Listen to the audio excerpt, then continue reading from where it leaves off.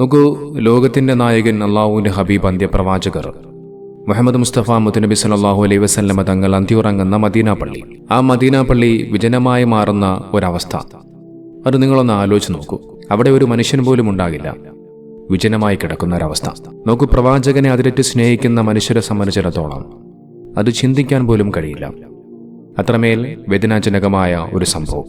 ഒരു മനുഷ്യൻ പോലുമില്ലാതെ വിജനമായി കിടക്കുന്ന ഒരവസ്ഥ ഉണ്ടാവുക മാത്രമല്ല, നേരെ മറിച്ച് ആ മദീന പള്ളിയുടെ പരിസരങ്ങളിൽ മൃഗങ്ങൾ വരെ വരുന്ന ഒരു സാഹചര്യം ഉണ്ടാകുമെന്നാണ്. ദിനം പ്രതി ആയിരക്കണക്കിന് പതിനായിരക്കണക്കിന് ആളുകൾ തടിച്ചുകൂടുന്ന ആ മദീന പള്ളി, അന്ത്യനാളിന് തൊട്ടു മുമ്പ് ആ മദീന പള്ളിയിൽ അത്തരമൊരവസ്ഥ, അതായത് വിജനമായി കിടക്കുന്നൊരവസ്ഥ ഉണ്ടാകുമെന്ന് ഇസ്ലാമിക ചരിത്രത്തിൽ പണ്ഡിതന്മാർ എഴുതി വയ്ക്കുന്നുണ്ട്.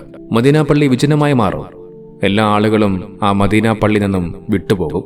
അന്ത്യനാളിന് ഏകദേശം 40 വർഷം മുമ്പ് മദീന പള്ളി വിജനമായി മാറുകയും എല്ലാവരും അത് ഉപേക്ഷിക്കുകയും ചെയ്യും. അങ്ങനെ മദീന പള്ളിയിൽ താമസിക്കാൻ ആരും തന്നെ ബാക്കിയുണ്ടാവില്ല. നോക്കി, ഇമാം അബൂ ദാവൂദ് മുആദ് റളിയല്ലാഹു അൻഹുവിനെ നിവേദനം ചെയ്യുന്ന ഒരു ഹദീസിൽ കാണാം, നബി സല്ലല്ലാഹു അലൈഹി വസല്ലം തങ്ങൾ പറയുന്നു, ജെറൂസലേം ജനവാസമുള്ളതാകുമ്പോൾ അത് മദീന വിജനമാകുന്നതിന്റെ സൂചന നൽകും. ജെറൂസലേം നമുക്കെല്ലാവർക്കും അറിയാം, ഇസ്രായേൽ സ്ഥിതി ചെയ്യുന്ന ഒരു പ്രദേശമാണ് ജെറൂസലേം എന്ന് പറയുന്നത്. ആ ജെറൂസലേമിലേക്ക് ആളുകൾ ഇങ്ങനെ മാറുന്ന സമയം അത് മദീന പള്ളി വിജനമാകുന്നതിന്റെ സൂചനയെന്നാണ് നിബിധങ്ങൾ ലോകത്തോട് പഠിപ്പിച്ചു വെക്കുന്നത്. നമുക്ക് അത്തരമൊരു സംഭവം ഉണ്ടാകുമ്പോൾ അത് വലിയൊരു നിർണായകമായ നിമിഷമായിരിക്കും. നോക്കി, ഇമാം തൊബറാനി അദ്ദേഹം മദീനയെക്കുറിച്ച് നിവേദനം ചെയ്യുന്ന ഒരു ഹദീസുണ്ട്. ആ ഹദീസിൽ അദ്ദേഹം പറയുന്നത്, മദീനയുടെ ജനവാസവും കെട്ടിടങ്ങളും മറ്റും ജബൽ സ്വലാഹ് വരെ എത്തും.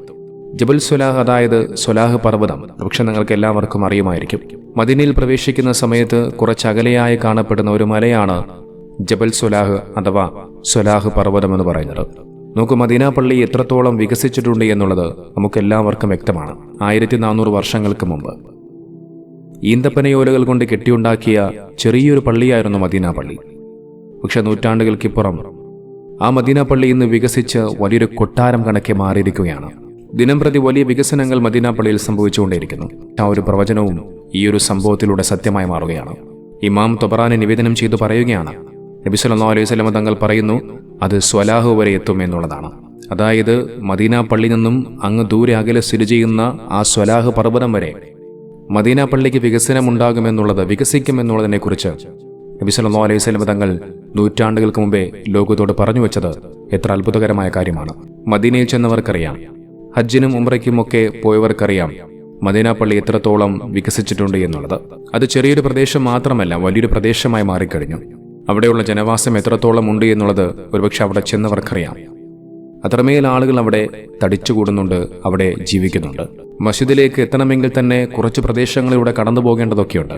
നബി സല്ലല്ലാഹു അലൈഹി വസല്ലം തങ്ങൾ പറഞ്ഞു വെക്കുന്നുണ്ട്, അത് സ്വലാഹു വരെ എത്തും. അതായത് മദീന പള്ളി വികസിച്ച് സ്വലാഹു വരെ എത്തും. എന്നിട്ടൊരു സമയം വരും, മദീന പള്ളിയുടെ അടുത്തുകൂടി ഒരു മനുഷ്യൻ ഇങ്ങനെ യാത്ര ചെയ്യുന്ന സമയത്ത് അദ്ദേഹം ഇങ്ങനെ പറയും, ഇവിടെ ഒരു കാലത്ത് ജനവാസം ഉണ്ടായിരുന്നു, ഇവിടെ ഒരു കാലത്ത് കെട്ടിടങ്ങളുള്ള ഒരു പ്രദേശമായിരുന്നു. അത് പറയുന്ന സമയത്ത് ആ മനുഷ്യനവിടെ കാണുന്നത് വിജനമായ മദീന പള്ളിയായിരിക്കും. ഒരു ജനവാസം ഉണ്ടാകില്ല, ഒരു മനുഷ്യനുണ്ടാവില്ല. അത്തരമൊരു സാഹചര്യം ഉണ്ടാകുമെന്ന് നബി സല്ലല്ലാഹു അലൈഹി വസല്ലം തങ്ങൾ നമ്മോട് പഠിപ്പിച്ചു വെക്കുന്നുണ്ട്. അതോടൊപ്പം മറ്റൊരു വിവരണത്തിൽ കാണാം, മദീനയിലെ ആളുകൾ അതിനെ ഉപേക്ഷിച്ചു പോകുന്നത് വെള്ളത്തിന്റെ കുറവോ ഭക്ഷ്യക്ഷാമമോ പുതിയ വൃക്ഷങ്ങളോ പച്ചപ്പുകളോ ഇല്ലാത്തതുകൊണ്ടൊന്നുമല്ല. അത്തരത്തിലെല്ലാമുണ്ട്, കുടിക്കാൻ വെള്ളമുണ്ട്, ഭക്ഷണമുണ്ട്, യാതൊരുവിധ പ്രശ്നവുമില്ല. അത്തരമൊരു സാഹചര്യത്തിലാണ് മദീന പള്ളി നിന്നും ആളുകൾ ഇങ്ങനെ ഉപേക്ഷിച്ചു പോകുന്നൊരവസ്ഥ ഉണ്ടാകുമെന്നുള്ളതാണ്. ജീവിതം നിലനിർത്താൻ ആവശ്യമായതെല്ലാം അവിടെ ഉണ്ടാകും, പക്ഷെ ആളുകൾ അത് ഉപേക്ഷിച്ചു പോവുകയാണ്. അപ്പോൾ സ്വഹാബാക്കൾ ചോദിച്ചു, എങ്കിൽ ഈ പച്ചപ്പ് കൊണ്ടും സമൃദ്ധി കൊണ്ടും ആർക്കാണ് പ്രയോജനം ലഭിക്കുക? അപ്പോൾ നബിതങ്ങൾ പറഞ്ഞു വെക്കുന്നുണ്ട്, അത് വന്യമൃഗങ്ങൾക്ക്. അവർ അടിസ്ഥാനപരമായി ആ സ്ഥലത്ത് പിന്നീട് താമസിക്കും. ബുഖാരിയിലും മുസ്ലിമിലുമുള്ള ഒരു ഹദീസിൽ കാണാം, നിങ്ങൾ മദീനയെ ഉപേക്ഷിക്കുമ്പോൾ അത് അതിൻ്റെ ഏറ്റവും നല്ല അവസ്ഥയിലായിരിക്കും. അത് കെട്ടിപ്പടുത്തിരിക്കുന്നതിൻ്റെ അടിസ്ഥാനത്തിൽ അത് മനോഹരമായിരിക്കും, എല്ലാം അവിടെ ഉണ്ടാകും. അതിനാൽ അത് ഏറ്റവും മികച്ച അവസ്ഥയിലായിരിക്കും. അത്തരമൊരു സമയത്തായിരിക്കും നിങ്ങൾ അത് ഉപേക്ഷിക്കുക. വൃക്ഷങ്ങൾ തണലുകൾ നൽകും, അതിൽ നിന്നും പഴങ്ങളുമൊക്കെ ഉണ്ടാകും. പക്ഷെ വന്യമൃഗങ്ങൾക്ക് മാത്രമേ അതിൽ നിന്ന് പ്രയോജനം നേടാൻ സാധിക്കുകയുള്ളൂ, പക്ഷികൾക്കും നാലുകാലുള്ള മൃഗങ്ങൾക്കും. മറ്റൊരു ഹദീസിൽ പറഞ്ഞത് ഇപ്രകാരമാണ്, എൻ്റെ ഈ മസ്ജിദ് നായ്ക്കളും ചെന്നായ്ക്കളും വന്യമൃഗങ്ങളും കീഴടക്കുന്നതുവരെ അന്ത്യനാൾ സംഭവിക്കുകയില്ല. മദീന പള്ളിയെക്കുറിച്ചാണ് ഇത്തരത്തിൽ നബി സല്ലല്ലാഹു അലൈഹി വസല്ലമ തങ്ങൾ പറഞ്ഞു വെക്കുന്നത് എന്നുള്ളത് നിങ്ങളെല്ലാവരും പ്രത്യേകം മനസ്സിലാക്കണം. എൻ്റെ മസ്ജിദ്, അതായത് എൻ്റെ മദീന പള്ളി, ആ മദീന പള്ളിക്കാണ് അത്തരം ഒരു അവസ്ഥ ഉണ്ടാവുക എന്നുള്ളതാണ്. നിസ്കരിക്കാനായി മനുഷ്യന്മാർ അതുവഴി കടന്നുപോയേക്കാം, പക്ഷേ മൃഗങ്ങൾ മുഴുവൻ കീഴടക്കിയതിനാൽ അവർക്കതിന് സാധിക്കുകയില്ല. അബൂ ഷൈബ ഒരു ആധികാരികമായ പരമ്പരയോടുകൂടി നിവേദനം ചെയ്യുന്നുണ്ട്. അതിൻ്റെ പച്ചപ്പും സമൃദ്ധിയുമിരിക്കെ നിങ്ങളതിനെ 40 വർഷത്തേക്ക് ഈ വന്യജീവികൾക്കായി ഉപേക്ഷിക്കും. അബൂ ഹുറൈറ റളിയല്ലാഹു അൻഹുവിന് നിവേദനം ചെയ്യുന്ന ഒരു ഹദീസിൽ കാണാം, ഒരു കുറുക്കൻ വന്ന് നബി സല്ലല്ലാഹു അലൈഹി വസല്ലമ തങ്ങളുടെ മിമ്പറിൽ കിടക്കുകയും അതിനെ ഓടിക്കാൻ ആരുമില്ലാതിരിക്കുകയും ചെയ്യുന്നതുവരെ അന്ത്യനാൾ സംഭവിക്കുകയില്ല. മറ്റൊരു ഹദീസിൽ പറയുന്നത് ഇപ്രകാരമാണ്: മദീനയിലെ ആളുകൾ അതിനെ ഉപേക്ഷിച്ചു പോകും, എന്നിട്ടവർ തിരിച്ചു വരും, എന്നിട്ടവർ വീണ്ടും അതിൽ നിന്ന് പുറത്തു വന്ന് ഉപേക്ഷിക്കും. അതിനുശേഷം അവർ ഒരിക്കലും തിരിച്ചു വരികയില്ല. അവർ രണ്ടാമത് ഉപേക്ഷിച്ചു പോകുമ്പോൾ അത് അതിൻ്റെ ഏറ്റവും നല്ല അവസ്ഥയിലായിരിക്കും. അതായത് വിശാലമായ ആ മദീന പള്ളിയിൽ എല്ലാ വിധത്തിലുമുള്ള സജ്ജീകരണങ്ങളും സംവിധാനങ്ങളും ഉണ്ടായിരിക്കുന്ന ഒരു സാഹചര്യത്തിലാണ് ആ മദീന പള്ളി വിട്ടുകൊണ്ട് അവർ പോകുന്നത്.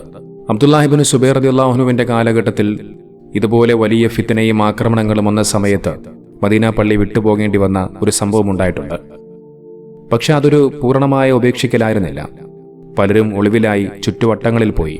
എന്നാൽ ഇത് മിക്ക ആളുകളും, മുഴുവൻ ആളുകളും അത് ഉപേക്ഷിച്ചു പോകുന്ന ഒരവസ്ഥയാണ്. മറ്റൊരു ഹദീസിൽ കാണാം, വിജനമാകുന്ന അവസാനത്തെ പ്രദേശങ്ങളിൽ ഒന്ന് മദീനയായിരിക്കും. ഇസ്ലാമിന്റെ പ്രദേശങ്ങളിൽ അവസാനത്തേത് മദീനയായിരിക്കും. നോക്ക്, ഞാൻ തുടക്കത്തിൽ പറഞ്ഞതുപോലെ അള്ളാഹുവിൻ്റെ ഹബീബിൻ്റെ ആ മദീന പള്ളി വിജനമാകുന്ന ഒരവസ്ഥ, അത് നമ്മെ സംബന്ധിച്ചൊരിക്കലും അത് സഹിക്കാൻ കഴിഞ്ഞൊരു കാര്യമല്ല. പക്ഷേ അള്ളാഹുവിൻ്റെ ഹബീബ് ഈ ലോകത്തോട് പറഞ്ഞു വെച്ച ആ ഒരു പ്രവചനങ്ങൾ അത് സത്യമായി പുലർന്നേ മതിയാകും. നിങ്ങൾ നോക്കൂ, ലോകത്ത് വരുന്ന കോടിക്കണക്കിന് സത്യവിശ്വാസികൾ തവാഫ് ചെയ്യുന്ന പരിശുദ്ധ ഖാബ, അള്ളാഹുവിൻ്റെ ആദ്യത്തെ ഭവനം, ആ പരിശുദ്ധ ഖാബ പോലും തകർക്കപ്പെടുമെന്ന് 1400 വർഷങ്ങൾക്ക് മുമ്പേ തന്നെ അള്ളാഹുവിൻ്റെ ഹബീബ് ഈ ലോകത്തോട് പറഞ്ഞു വെച്ചിട്ടുണ്ട് എന്നുള്ളതാണ്. നൂറ്റാണ്ടുകൾക്ക് മുമ്പേ തന്നെ അള്ളാഹുവിൻ്റെ ഹബീബ് ഇത്തരം സംഭവങ്ങൾ ഉണ്ടാകുമെന്ന് പറഞ്ഞു വയ്ക്കുമ്പോൾ, മദീന പള്ളി വിജനമായി മാറുന്നൊരു സാഹചര്യം ഉണ്ടാകുമ്പോൾ, പരിശുദ്ധ ഖാബ പൊളിക്കപ്പെടുമ്പോൾ, അത്തരമൊരു സംഭവം ഉണ്ടാകുമെന്നറിയുമ്പോൾ നമ്മൾ വല്ലാതെ വേദനിക്കുന്നുണ്ട് എങ്കിൽ പോലും അതെല്ലാം ഈ ലോകത്ത് പുലർന്നേ മതിയാകൂ. കാരണം അത് അല്ലാഹു സുബ്ഹാനഹു വ തആല നബി സല്ലല്ലാഹു അലൈഹി വസല്ലം തങ്ങളിലൂടെ ഈ ലോകത്തോട് പറഞ്ഞു വെച്ച ഓരോ കാര്യങ്ങളാണ്. അത് സത്യമായി പുലർന്നേ മതിയാകൂ. മുത്തുനബി തങ്ങളോടൊപ്പം അല്ലാഹു സുബ്ഹാനഹു വ തആല നമ്മെ എല്ലാവരെയും സ്വർഗ്ഗത്തിൽ ഒരുമിച്ച് കൂട്ടുമാറാകട്ടെ. മരിക്കുന്ന സമയത്ത് ഈമാനോടുകൂടി ഒരു മുസ്ലിമായി മരിക്കാൻ അല്ലാഹു സുബ്ഹാനഹു വ തആല നമുക്കെല്ലാവർക്കും തൗഫീഖ് നൽകുമാറാകട്ടെ.